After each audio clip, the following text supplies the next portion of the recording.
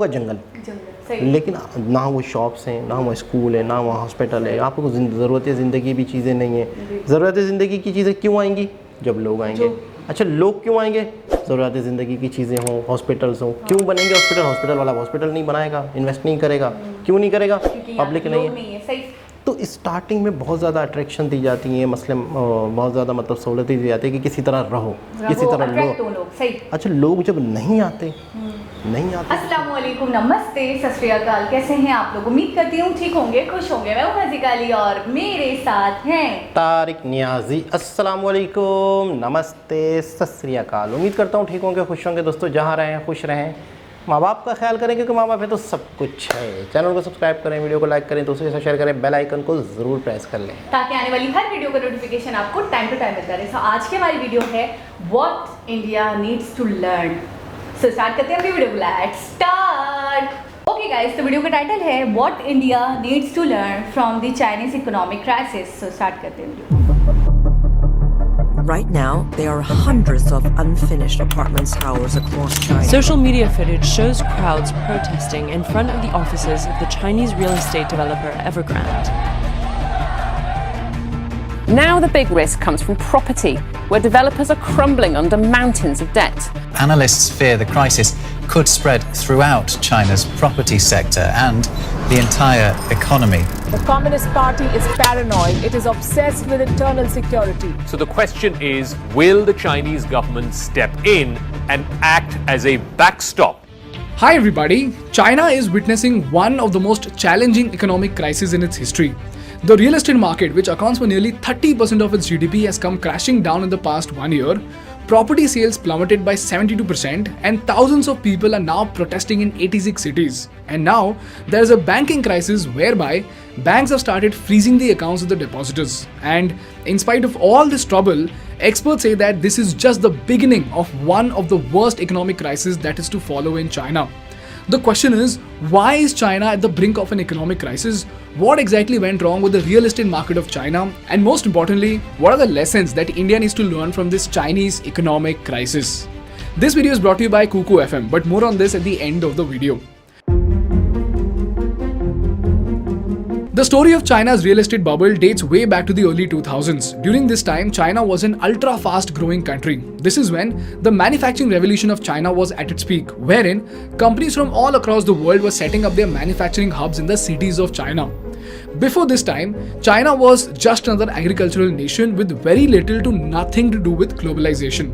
So, if you look at urbanization in China, after 1995, huge chunks of population started moving from the rural places to the cities of China. So back then, only 29% of the population was living in the cities. But after 1995, you will see that the population in the cities skyrocketed to nearly 50% of the entire population. And today, 63.89% of the Chinese population, as in nearly 900 million people, live in the cities.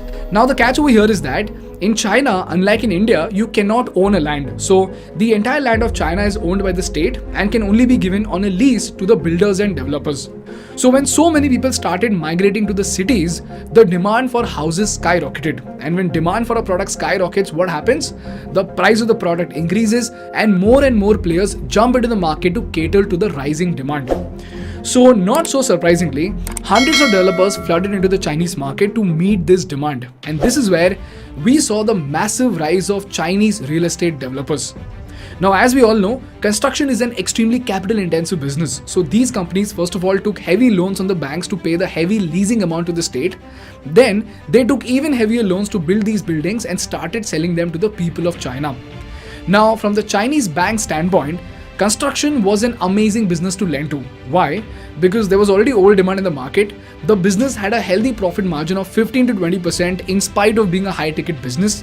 And most importantly, from the state's perspective, it generates a lot of employment, profits a huge supply chain of steel, glass, cement, brick and hundreds of other suppliers, and eventually makes a huge contribution to the GDP of China by giving jobs to many workers. In fact, this is the reason why real estate contributed to almost 30% of the Chinese gross domestic product.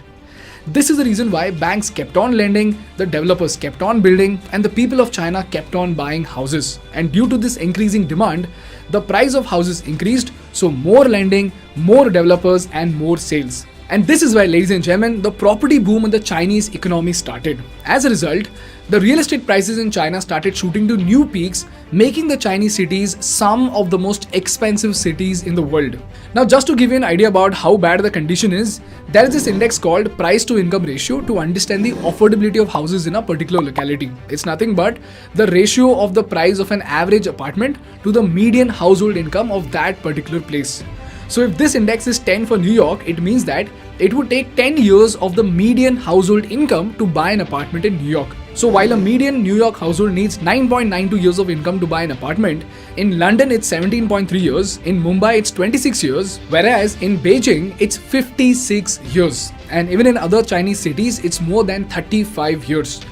Now the question over here is, if the price of these houses was so high, why were the Chinese still buying houses? Couldn't they just rent an apartment?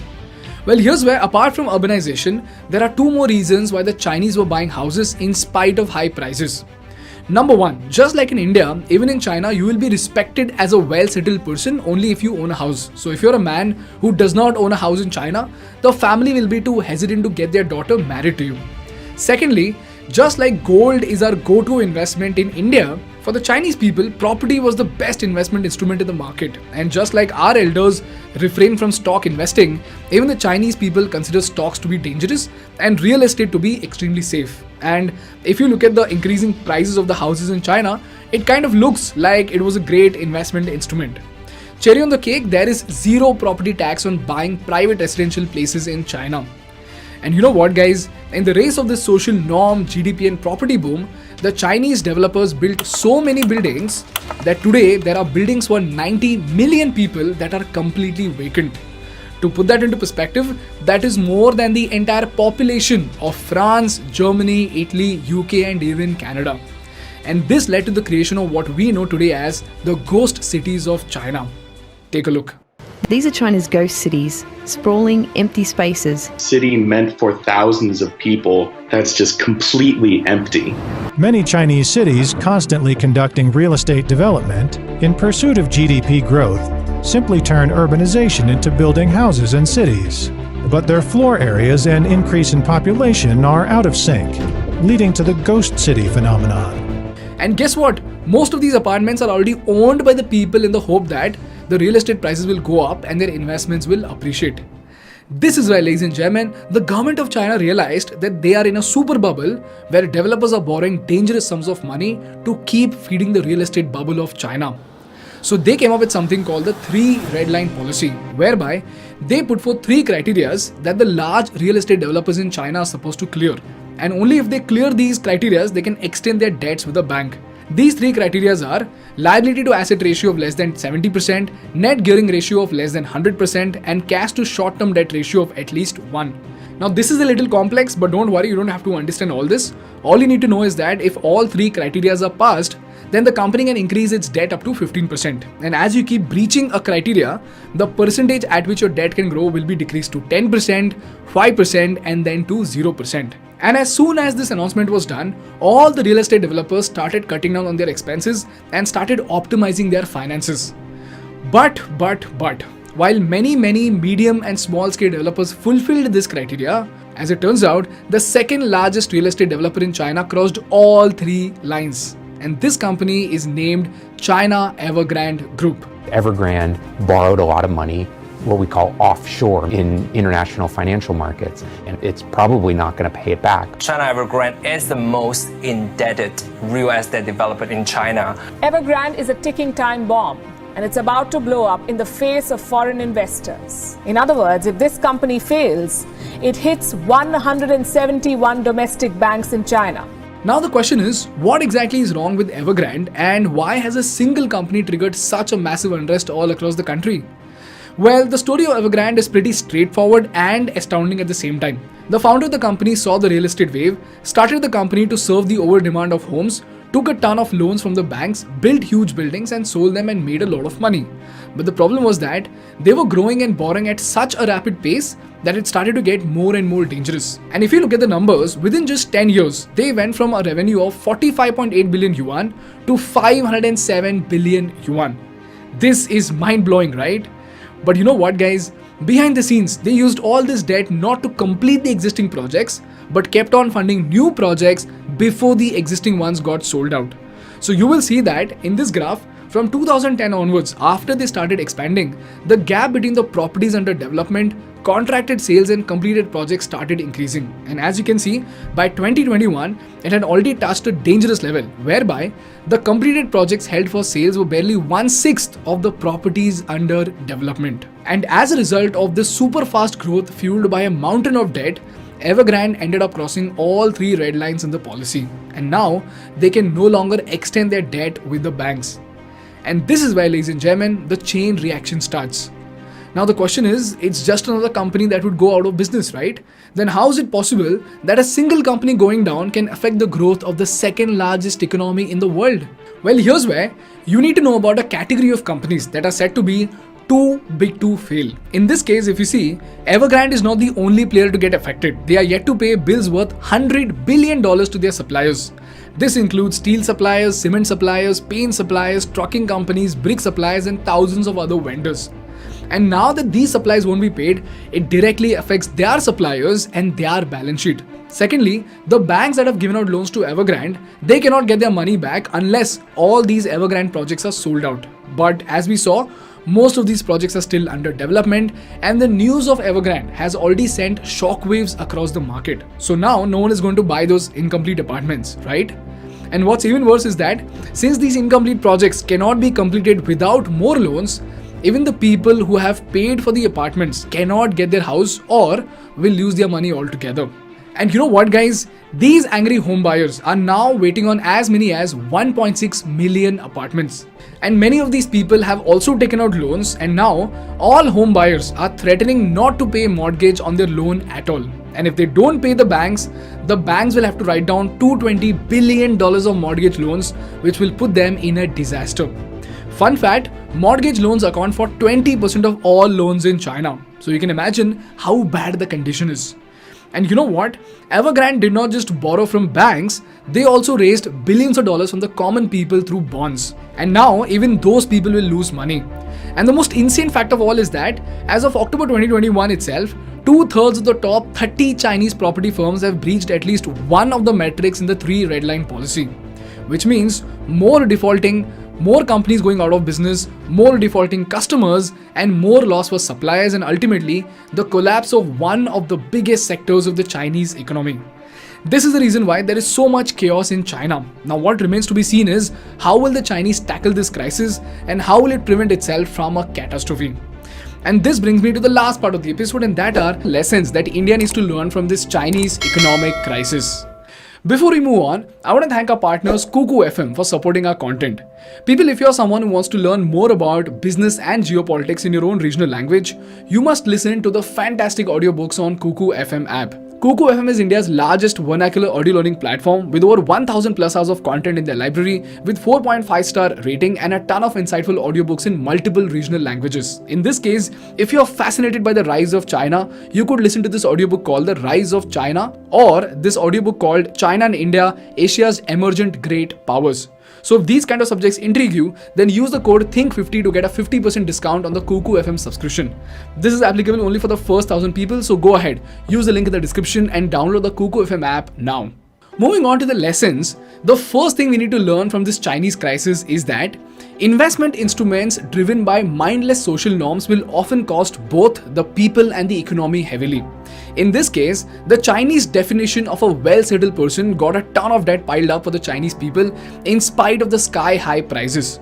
So you see, in spite of it not making any economic sense, because of the social construct, it has now put millions of people's lives at stake.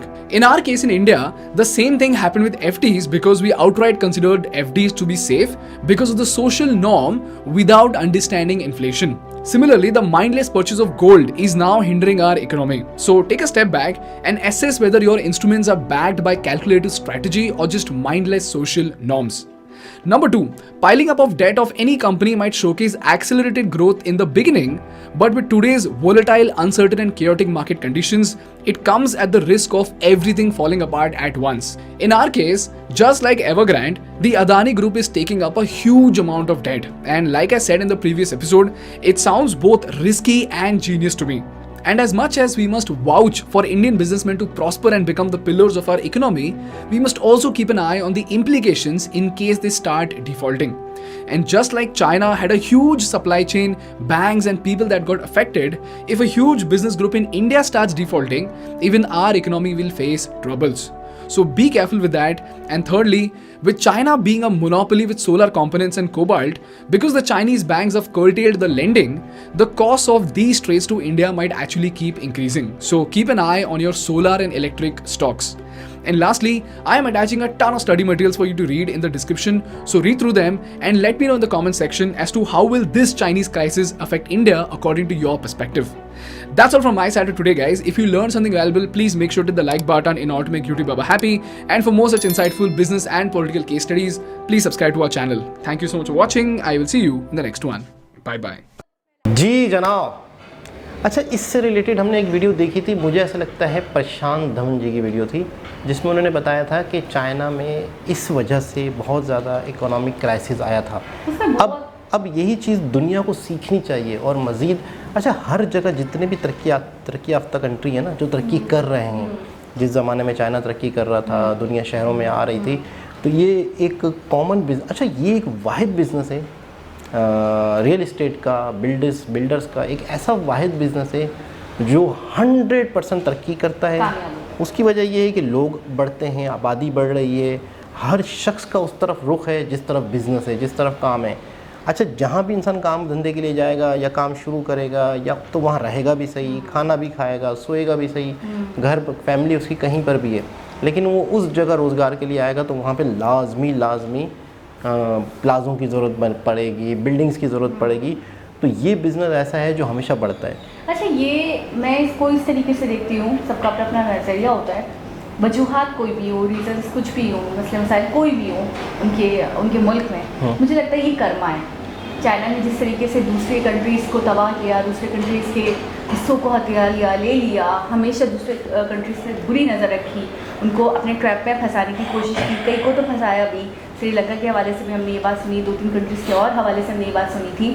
तो पाकिस्तान पर भी बहुत ज़्यादा उसका एक influence देखने को मिलता है हमें। तो मुझे ऐसा लगता है कि शायद ये कर्मा है, क्योंकि देखो कभी भी हम नहीं सोच सकते थे चाइना जैसी कंपनी, चाइना जैसा कंट्री, अब उसकी इकोनॉमी बर्बाद होगी, उसकी इकोनॉमी तबाह होगी, वो इस कगार पे कभी आएगा, मैं तो नहीं सोच सकती थी। और किसी का मुझे नहीं पता, लेकिन मैं क्योंकि अपनी नज़र में चाइना को बहुत ज़्यादा पावरफुल समझती हूँ और समझती थी, तो मुझे लगता था कि इसका तो कभी भी बुरा वक्त नहीं आने वाला। इसने बड़ी प्लानिंग करी हुई है, इनके बड़े अच्छी पॉलिसीज़ हैं, बड़े रूल्स हैं, बड़े रेगुलेशंस हैं। लेकिन आज मुझे इस वीडियो से पता चला कि होने को कुछ भी हो सकता है, कुदरत पे आप हावी नहीं हो सकते।